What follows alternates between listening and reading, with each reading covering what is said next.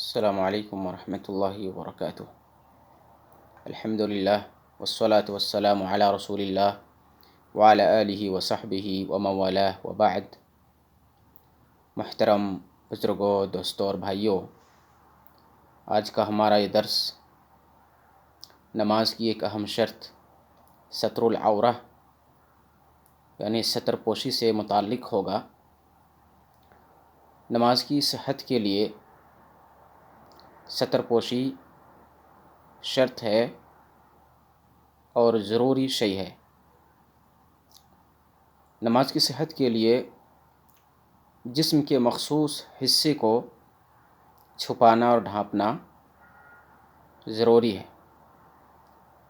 امام بخاری رحمۃ اللہ علیہ نے اپنی کتاب صحیح کے اندر ایک باب قائم کیا ہے، باب وجوب الصلاۃ فی الثیاب، کپڑے میں نماز کی وجوب کا باب، یعنی کپڑے سے مخصوص صدر کو چھپانا نماز کے لیے ضروری ہے۔ ابن عبد البر نے تمہید کے اندر اس بات پر اجماع نقل کیا ہے۔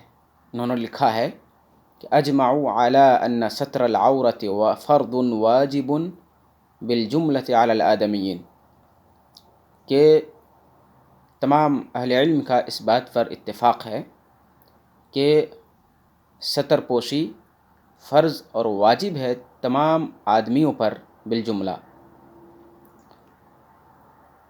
یوں تو جب ایک انسان نماز کا ارادہ کرے تو اسے اچھا لباس زیب تن کرنا چاہیے، اپنی شکل و صورت درست کر لینی چاہیے، کیونکہ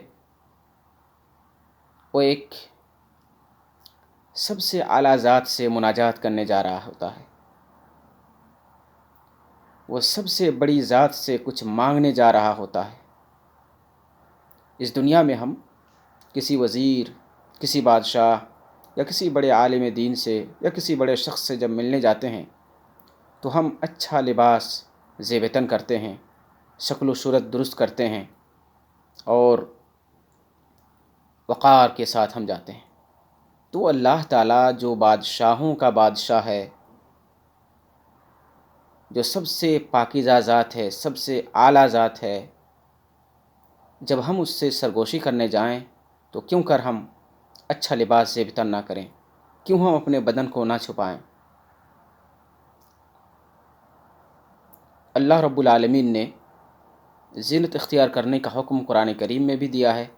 فرمایا اللہ رب العالمین نے، اعوذ باللہ من الشیطان الرجیم، یا بنی آدم خذوا زینتکم عند کل مسجد، اے آدم کے بیٹو ہر نماز کے وقت زینت اختیار کرو۔ اس زینت میں جہاں واجبی مقدار شامل ہے، وہیں واجبی مقدار سے بڑھ کر جو زینت ہے، اس سے زائد جو زینت ہے وہ بھی شامل ہے۔ حضرت عبداللہ بن عمر رضی اللہ تعالیٰ عنہ نے اپنے غلام نافع کو ایک کپڑے میں نماز پڑھتے دیکھا تو ابن عمر نے کہا کہ الم اکسک ثوبین، کیا میں تمہیں دو کپڑے نہیں پہنائے؟ تو انہوں نے کہا جی ہاں پہنایا ہے۔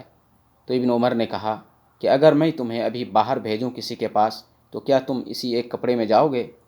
انہوں نے کہا کہ نہیں۔ تو ابن عمر نے کہا کہ فاللہ احق ان تتزین لہ، اللہ رب العالمین اس بات کا زیادہ حقدار ہے کہ تم اس کے لیے زینت اختیار کرو۔ تو نماز کے لیے زینت اختیار کرنا، اچھا لباس زیب تن کرنا، شکل و صورت درست کرنا اور وقار اور اہتمام کے ساتھ جانا، یہ مطلوب شے ہے، یہ سنت ہے اور یہ بہتر ہے۔ لیکن ہم اس درس میں واجبی ستر پوشی پر گفتگو کریں گے کہ ایک مرد کا واجبی ستر کتنا ہے اور ایک عورت کا واجبی ستر کتنا ہے، جس کو نماز کی صحت کے لیے چھپانا اور ڈھانپنا ضروری ہے۔ اہل علم نے لکھا ہے کہ مرد کا ستر ناف سے لے کر گھٹنے تک ہے۔ نماز کے ستر کی بات کر رہا ہوں۔ نماز کی صحت کے لیے مرد کو کم سے کم ناف سے لے کر گھٹنے تک چھپانا ضروری ہے۔ اس کی دلیل اللہ رب العالمین کا یہ قول ہے، یا بنی آدم خذوا زینتکم عند کل مسجد، سورۃ الاعراف آیت نمبر 31۔ اے بنی آدم، ہر نماز کے لیے زینت اختیار کرو۔ اس آیت کی شان نزول یہ ہے کہ زمانہ جاہلیت میں اسلام کی آمد سے قبل لوگ خانہ کعبے کا طواف ننگا اور برہنہ کیا کرتے تھے؟ یہ تصور کرتے تھے کہ جو سفر میں جو کپڑا پہنے تھے اس کپڑے کو نکال دینا چاہیے، وہ گندا ہے، اور برہنہ اور ننگا طواف کرنا چاہیے، یہ اللہ کو زیادہ پسندیدہ ہے۔ تو اللہ رب العالمین نے ان کی تردید کرتے ہوئے، ان پہ رد کرتے ہوئے یہ آیت نازل فرمائی، یا بنی آدم خذوا زینتکم عند کل مسجد، اے آدم کے بیٹو زینت اختیار کرو ہر نماز کے وقت۔ تو اس حدیث میں جو میں نے شان نزول کے ماتحت بیان کی ہے وہ صحیح مسلم میں ہے، حدیث نمبر 3028۔ اس حدیث میں عریان کا لفظ ہے، یعنی ننگا اور برہنہ لوگ طواف کیا کرتے تھے۔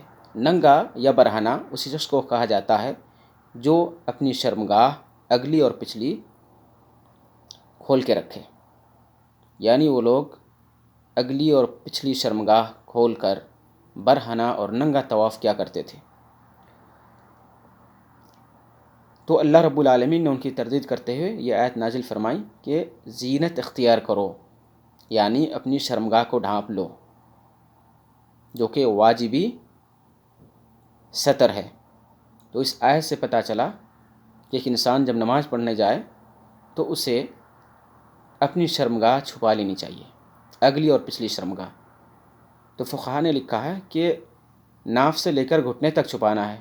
تو شرمگاہ کو چھپانے کی دلیل یہ آیت اپنے شان نزول کے ساتھ شرمگاہ کو چھپانے کی دلیل ہے، لیکن شرمگاہ سے نیچے جو ران ہے گھٹنے تک، اس کو چھپانے کی دلیل حدیث میں ہے۔ حضرت جرحد رضی اللہ تعالیٰ عنہ سے مروی ہے، وہ کہتے ہیں کہ ہم لوگ رسول اللہ صلی اللہ علیہ وسلم کے پاس بیٹھے تھے اور میری ران کھلی ہوئی تھی، تو آپ صلی اللہ علیہ وسلم نے فرمایا، اما علمت ان الفخذ عورہ، کیا آپ کو نہیں معلوم کہ ران بھی پردہ ہے؟ یہ حدیث سنن نبی داؤد میں ہے، حدیث نمبر 4014، اور سنن ترمذی میں بھی ہے، حدیث نمبر 2798۔ اس حدیث کو امام حاکم نے بھی روایت کیا ہے اور اسے صحیح کہا ہے، اور امام ذہبی نے ان کی تائید کی ہے، اور علامہ البانی نے بھی اسے صحیح کہا ہے۔ تو اس حدیث سے پتہ چلا کہ ران بھی پردے میں داخل ہے۔ تو گویا مرد کا واجبی ستر ناف سے لے کر گھٹنے تک ہے۔ گھٹنا اور ناف ستر میں داخل ہے یا نہیں، اس سلسلے میں اختلاف ہے، اہل علم نے اختلاف کیا ہے۔ بعض اہل علم کا کہنا ہے کہ ناف اور گھٹنا دونوں پردے میں داخل ہے، بعض نے کہا کہ نہیں، گھٹنا پردے میں داخل ہے، ناف نہیں ہے، اور بعض نے کہا کہ گھٹنا اور ناف پردے میں داخل نہیں ہے۔ گھٹنے اور ناف کے پردے میں داخل ہونے کے سلسلے میں کوئی صریح نص موجود نہیں ہے، لیکن اختلاف سے بچتے ہوئے احوط اور بہتر طریقہ یہی ہے کہ آدمی ناف اور گھٹنے کو بھی ستر میں داخل کر لے اور اسے بھی چھپا لے نماز کے لیے۔ یہ ہے مردوں کا ستر، جو واجبی ستر ہے، جس کو چھپانا ہر حال میں ضروری ہے۔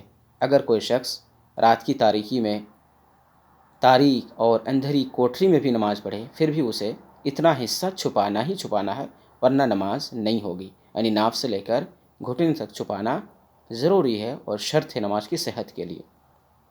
آئیے ہم دیکھتے ہیں عورتوں کا ستر کیا ہے، عورتوں کو جسم کا کتنا حصہ چھپانا ہے۔ اہل علم نے لکھا ہے کہ عورتوں کا پورا جسم ستر ہے، عورتوں کو پورے جسم کو چھپانا ضروری ہے اور شرط ہے، سوائے چہرے کے اور ہتھیلی کے۔ چہرہ کو نماز میں عورت کھولے رکھے گی، چہرہ نہیں چھپائے گی یا چہرہ نہیں ڈھانپے گی۔ چہرہ نماز کے پردے میں یا نماز کے ستر میں داخل نہیں ہے، اس بات پر اہل علم کا اتفاق ہے، الا یہ کہ نماز کے دوران کوئی اجنبی آدمی آ جائے تو اس اجنبی آدمی سے اپنا چہرہ چھپائے گی۔ تو اجنبی آدمی سے چہرہ چھپانا یہ نماز کے ستر میں داخل نہیں ہے، بلکہ نماز کے باہر کا یہ ستر ہے، نماز کے اندر چہرہ ستر میں داخل نہیں ہے۔ اسی طرح سے ہتھیلی بھی پردے میں یا ستر میں داخل نہیں ہے راجح قول کے مطابق۔ تو عورت کا پورا جسم سر سے لے کر پاؤں تک، قدم کے ظاہری حصے تک پردہ ہے سوائے چہرے اور ہتھیلی کے۔ ابن عبد البر نے استذکار میں لکھا ہے والذی علیہ فقہاء الامصار بالحجاز والعراق ان علی المرأة الحرة ان تغطی جسمها كله بدرع صفیق سابغ وتخمر رأسها فإنها كلها عورة الا وجهها وكفيها، کہ حجاز اور عراق کے تمام شہروں کے فقہاء اس بات پر متفق ہیں کہ آزاد عورت اپنا پورا جسم چھپائے گی بدرع صفیق، موٹے قمیص سے، وتخمر رأسها، اور اپنا سر بھی چھپائے گی، فإنها كلها عورة، کہ عورت مکمل پردہ ہے یا مکمل ستر ہے، الا وجهها وكفيها، سوائے اس کے چہرے اور اس کی ہتھیلیوں کے۔ اس کی دلیل سورۃ النور آیت نمبر 31 ہے وَلَا يُبْدِينَ زِينَتَهُنَّ إِلَّا مَا ظَهَرَ مِنْهَا، عورتیں اپنی زینت ظاہر نہ کریں سوائے ان حصوں کے جو عادتاً ظاہر ہو جایا کرتا ہے، اور عادتاً جو حصہ، جسم کا جو حصہ ظاہر ہوتا ہے وہ چہرہ ہے یا ہتھیلی ہے، جیسا کہ سعید بن جبیر اور عطا سے مروی ہے۔ دوسری حدیث ام سلمہ سے مروی ہے جو سنن نبی داؤد میں ہے، حدیث نمبر 640۔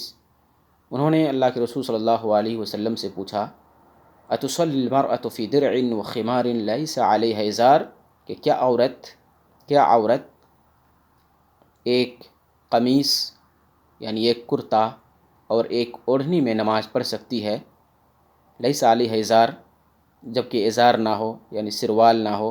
ازار کہتے ہیں نیچے جو کپڑا پہنا جاتا ہے، یعنی ناف کے نیچے، جسم کے نچلے حصے میں تہبند ہو یا شلوار ہو یا پاجامہ ہو، اس کو ازار بولا جاتا ہے، یا لنگی ہو۔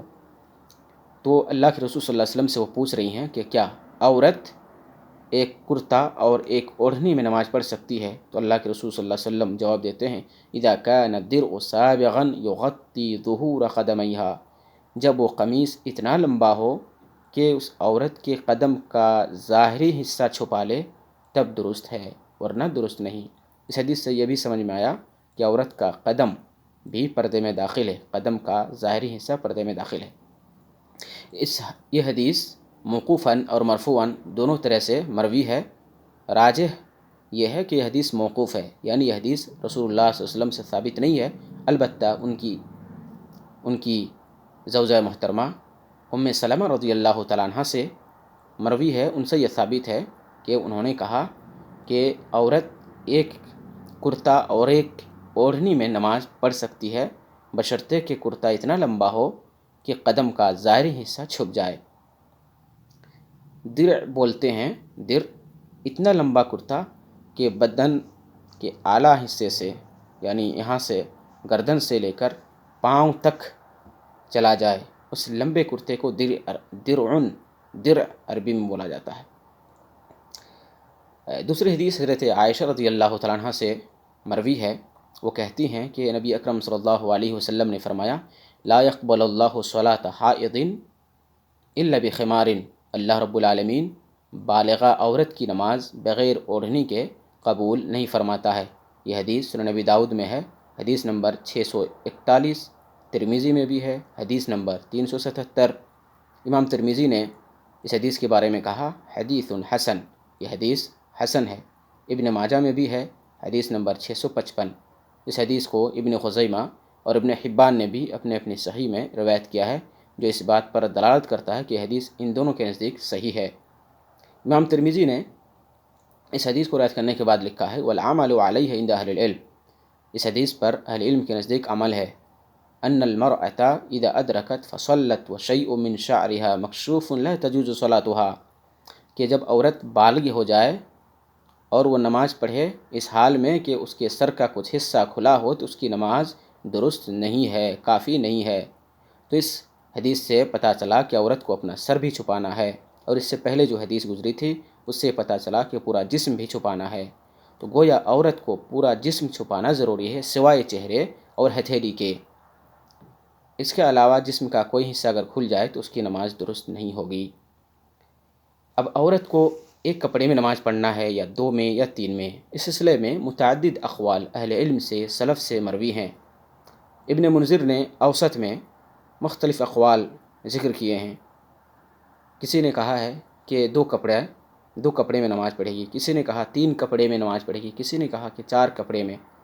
ان تمام اقوال کو ابن المنذر نے اوسط میں ذکر کرنے کے بعد انہوں نے جو لکھا ہے وہ آب جر سے لکھنے کے قابل ہے، بڑی قیمتی بات لکھی ہے۔